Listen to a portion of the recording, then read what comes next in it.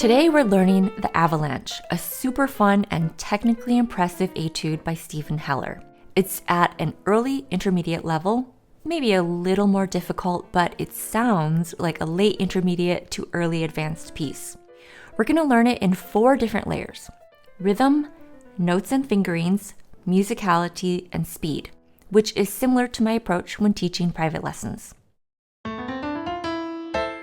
Rhythm is the first and arguably one of the most important layers. I want to know how it moves in space before I think about what notes I'm supposed to play.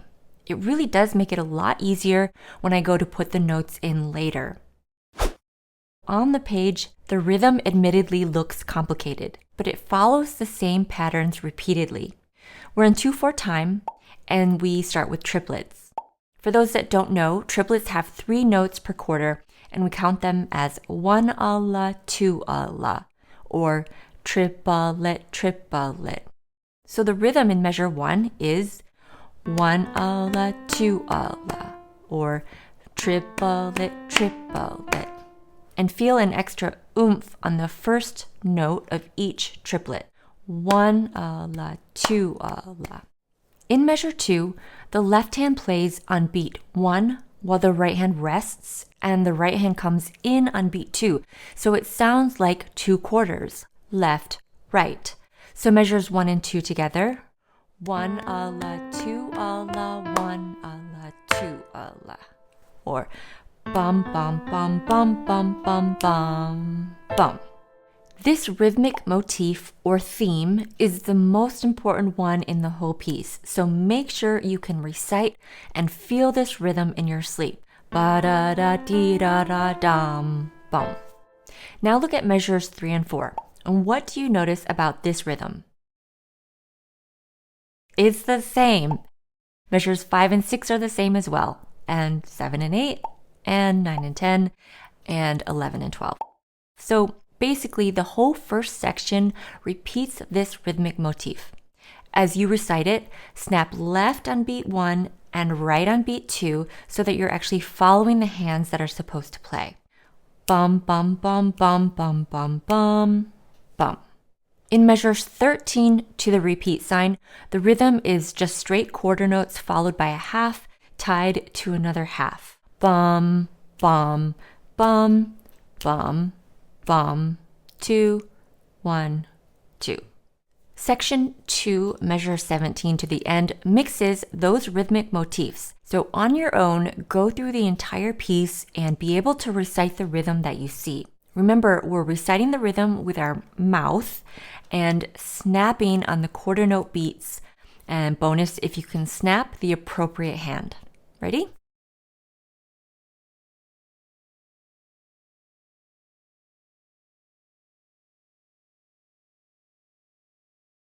One, 2, 1, and triplet, triplet, 1, 2, triplet, triplet, 1, 2, triplet, triplet, 1, 2, triplet, triplet, 1, 2, 1-a-la, 2-a-la, 1, 2, 1-a-la, 2-a-la, 1, 2, 1, 2, 1, 2, 1, 2, 1, 2. Triplet, triplet, 1, 2, 1, 2, 1, 2. 1-a-la, 2-a-la, 1, 2, 1, 2, 1, 2.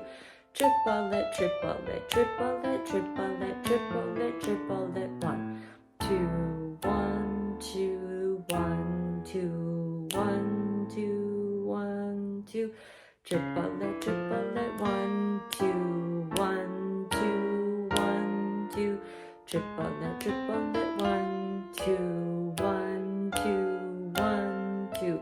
Triplet, triplet, triplet, triplet, triplet, triplet, 1, 2, 1, 2, 1, 2, 1, 2, 1, 2, 1, 2, 1, 2, 1, 2, 1, 2, 1, 2, 1, 2, 1, 2, 1, 2. Triplet, triplet, 1, 2. Triplet, triplet, 1, 2. Triplet, triplet, triplet, triplet, triplet, triplet, triplet, triplet, triplet, triplet, triplet, triplet, triplet, triplet, triplet, triplet, triplet. And 1, 2, 1, 2, 1.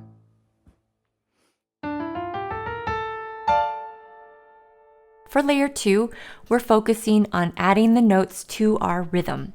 In a tutorial like this, there's just not enough time to give you every single note, but I can help you understand the key and movement patterns.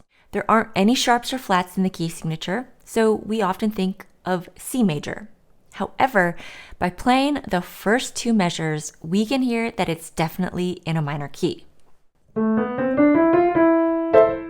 So the relative minor to C major, or in other words, the minor key that shares a key signature with C major, is A minor.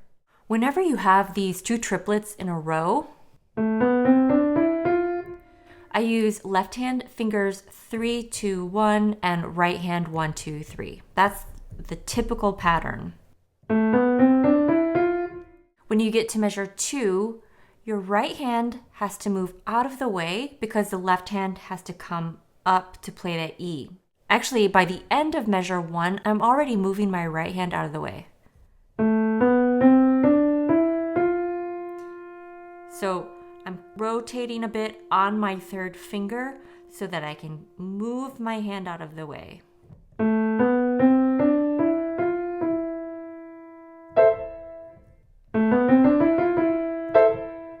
And notice that measures 3 and 4 are exactly the same as measures 1 and 2.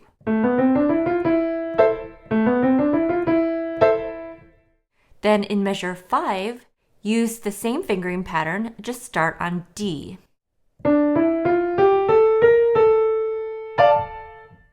And repeat it again. And then here, the avalanche starts to go downhill. So right hand 3, 2, 1 on F, and left 1, 2, 3 starting on C. Then the right hand finger 2 crosses over the left to play this G sharp.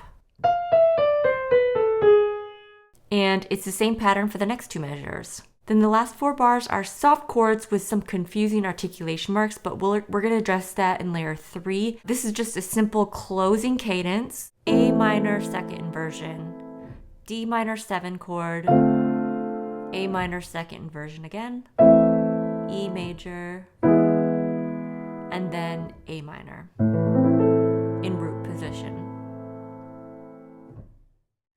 On the last A minor chord, this squiggly line means to roll the chord from the bottom note to the top, kind of like a harpist would do.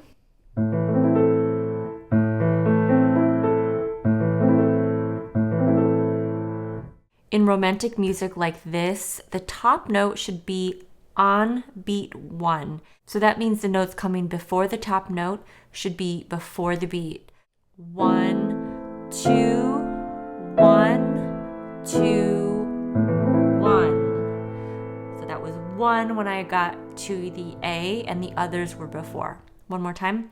1, 2, 1, 2, 1. As I play the second section as a reference for you, listen for patterns and their variations. I also like to notice the first note of every triplet as a note guide. So in measure 17, I know the left hand needs to start on C sharp and the right on F. In these triplets, we're always moving up or down just by step. So then I instinctively know the following notes are just steps apart, and I don't have to read every single note so carefully.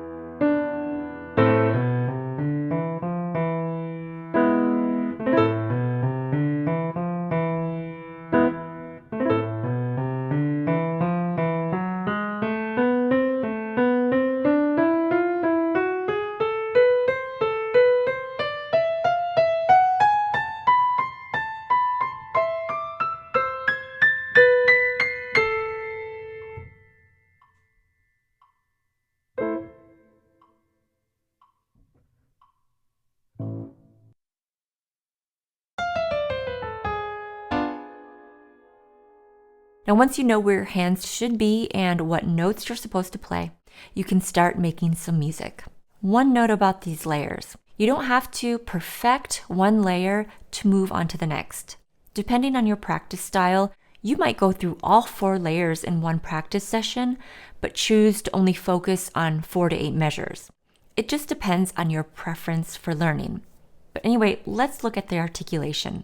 These legato triplets are followed by an accented left-hand note and a staccato right-hand chord.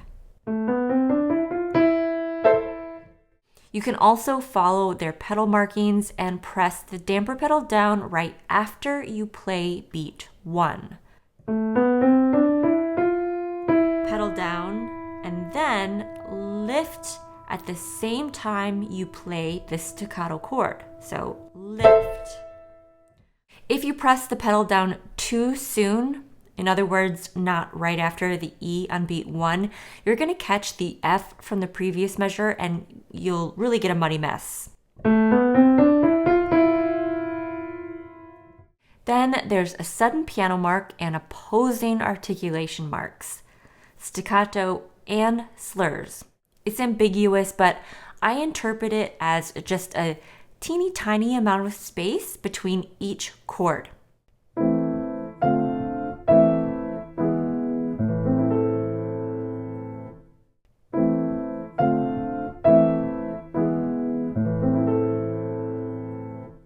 You also have a ritardando, meaning to gradually slow down and then take your time on this roll.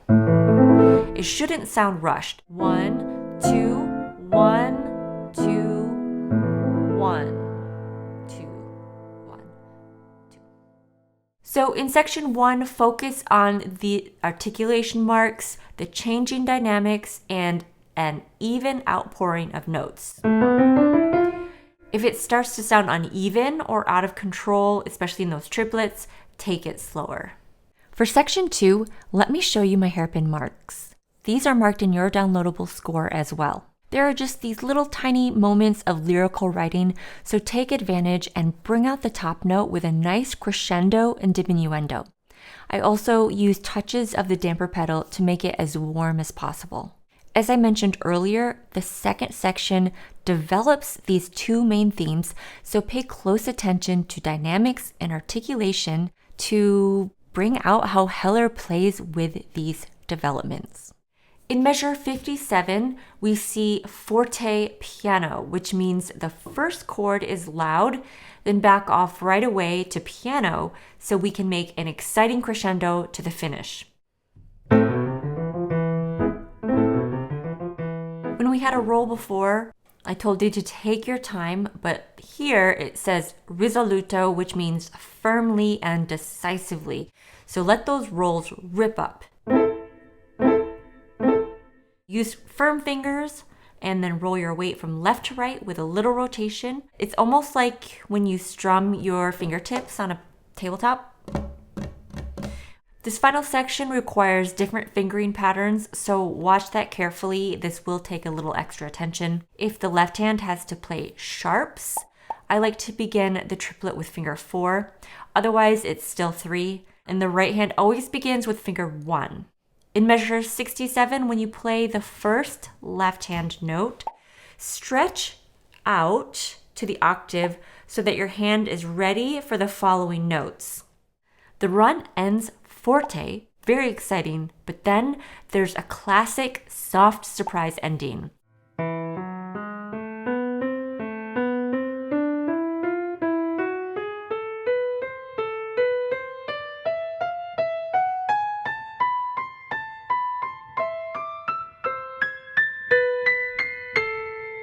Off, 1, 2, 2, 1, 2. And stay as close as you can to this last note. Touch the keys and then just press a little bit down.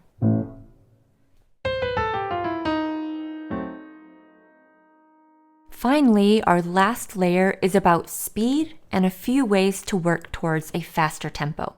You can practice in short bursts, maybe 2 measures at a time or even less. The goal here is to get very short sections at a faster tempo, then gradually work on connecting those sections to each other.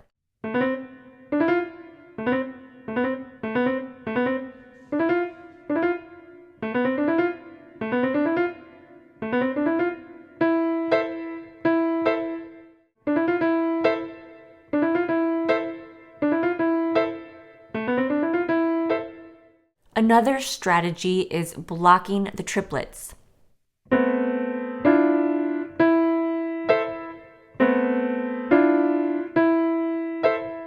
It's especially good if you're struggling with all of the hand position changes everywhere. Always pay attention to what the first note of each triplet group is and its relation to the notes coming up ahead.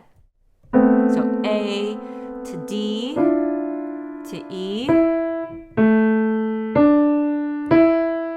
When blocking like this, take it in small sections, maybe 2 to 4 bars at a time.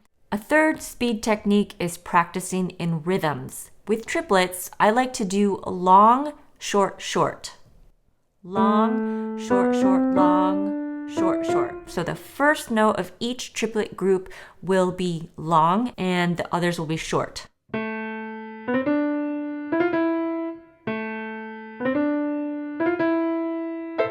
Quarters and halves will be played as written. We're only working with the triplets here because those are the fastest notes, right? Pick a small section, maybe 4 to 8 bars, repeat, repeat, repeat.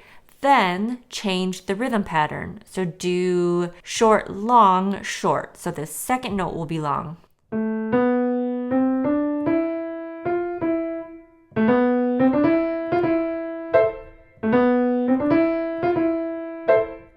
Finally, short, short, long. So the third note is long.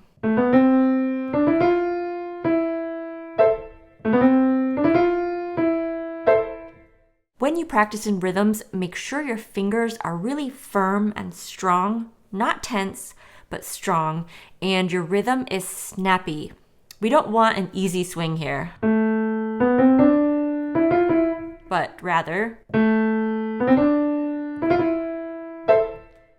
after using some of these strategies, I like to take it at an easy tempo with my metronome to find my perfect tempo.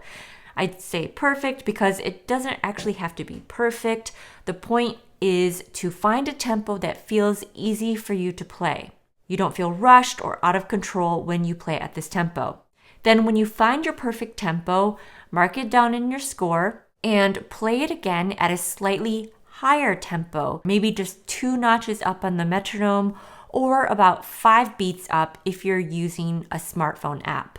And there is a chance that you actually don't know it well enough to have a perfect tempo where you can play it all the way through because, the metronome only goes to 40. So if that's the case, keep working on it until you can find your perfect tempo. So use the 3 short and focused speed techniques along with this more relaxed and mindless approach with the metronome. It'll help seal all your speed work together.